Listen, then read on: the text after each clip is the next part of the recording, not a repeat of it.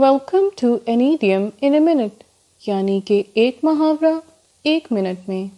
آج کا محاورہ ہے to keep one's fingers crossed.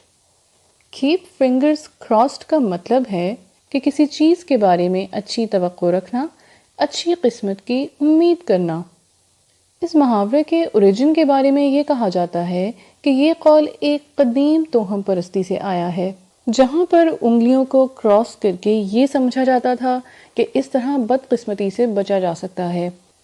ایک دوسری رائے یہ ہے کہ انگلیاں کراس کرنے سے جھوٹ بولنے کی سزا سے بچا جا سکتا ہے۔ آئیے دیکھتے ہیں کہ اس کو جملے میں کس طرح استعمال کیا جا سکتا ہے۔ I hope you win the contest. I am keeping my fingers crossed for you. Thank you for watching. Please like, comment, share and subscribe. Press the bell icon to never miss any updates.